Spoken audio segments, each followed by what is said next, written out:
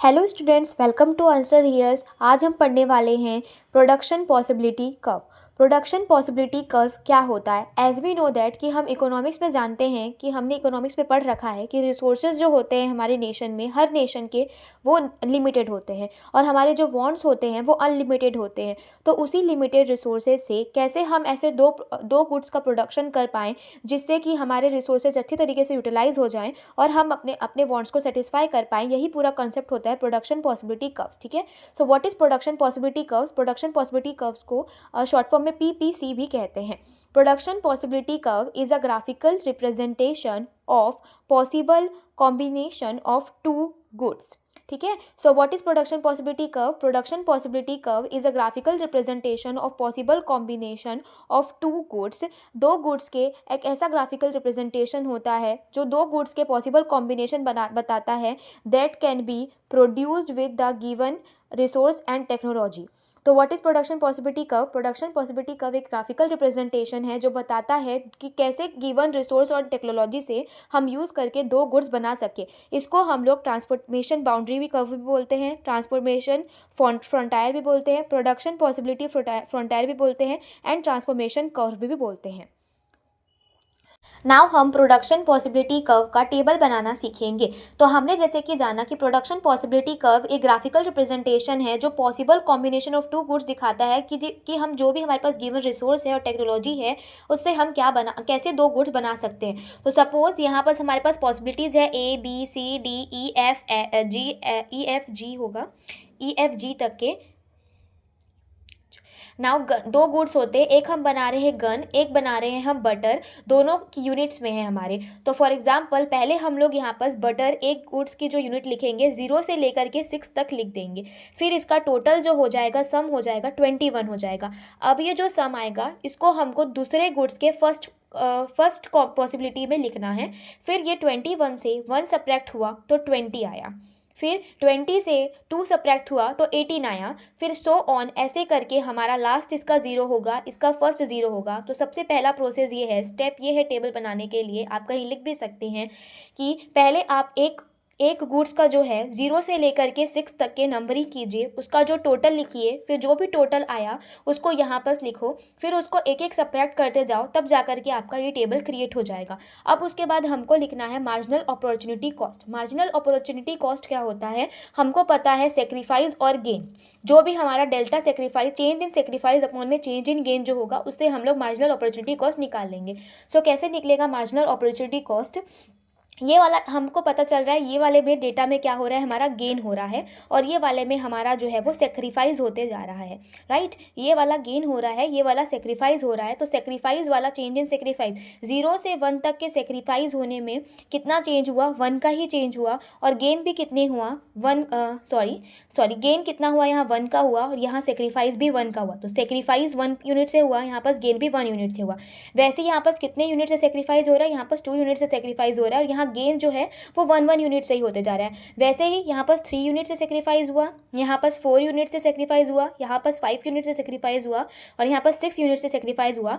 But gain जो है 0 के बाद 1, 1 के बाद 2, 2 के बाद 3 करके 1 ही होते जा रहा है। तो इसके थ्रू हमारा मार्जिनल अपॉर्चुनिटी कॉस्ट निकल आएगा। आप नॉलेज के लिए MRT भी निकाल सकते हैं। MRT क्या होता है? Marginal rate of transformation. ठीक है, MRT क्या होता है? मार्जिनल रेट ऑफ ट्रांसफॉर्मेशन होता है। अब इसको जो हम लोगों ने इसको रेशियो फॉर्म, हम लोगों ने जो इसको लिखा है फ्रैक्शन फॉर्म में, इसी को जस्ट रेशियो में लिख देने को ही हम लोग MRT कहते हैं। ठीक है, MRT एंड MOC की डिटेल वीडियो बाद में आएगी, तो अभी पहले हम इतना समझ गए। तो इसका मेन कंसेप्ट क्या होता है? रिसोर्सेज जो होते हैं हमारे पास वो लिमिटेड होते हैं और वांट्स क्या होते हैं? अनलिमिटेड होते हैं। सो इस प्रॉब्लम को सॉल्व करने के लिए इकोनॉमिक्स में एक प्रोडक्शन पॉसिबिलिटी का कंसेप्ट है जो बताता है हमको कि हमारे पास जितने भी गिवन रिसोर्स है, जितने भी गिवन टेक्नोलॉजी है, उनसे हम कैसे दो गुड्स का प्रोडक्शन कर सकते हैं जिससे कि प्रॉपर रिसोर्स का यूटिलाइजेशन हो सके।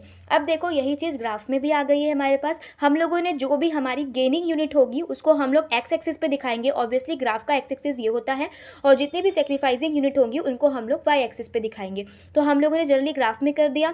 अब हमको जैसे कि पता है 0 से 1 तक का हमको जब गेन होता है तो हमारा 21 से लेकर के 20 जब हमारा 0 पे होता है, ये जैसे कि हमको दिया गया है यहाँ पास हमारा गेन जो 0 पे है तो 21 पे है, तो यहीं पास हमने 0 दिखाया, यहाँ 21 दिखाया।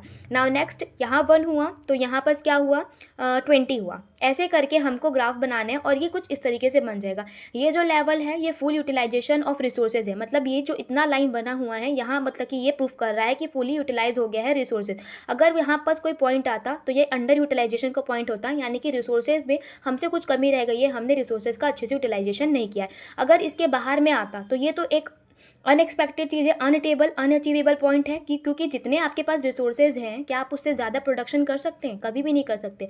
तो रिसोर्सेज हमारे पास लिमिटेड होते हैं, या तो हम रिसोर्सेज को पूरा यूटिलाइज कर सकते हैं या तो अंडर यूटिलाइज कर सकते हैं। बट ये जो है अनअटेबल अनअचीवेबल पॉइंट होता है, यहाँ पर आकर के आप ऐसा पॉसिबल ही नहीं है कि आप उतना प्रोडक्शन कर पाए जितनी आपके पास रिसोर्सेज नहीं है, तो ये एक अनरियल होता है। Now can PPC shift to right, क्या पीपीसी राइट शिफ्ट हो सकता है? हाँ, पीपीसी राइट शिफ्ट हो जाता है। राइट शिफ्ट होना यानी कि इधर, और लेफ्ट शिफ्ट होना यानी कि इधर।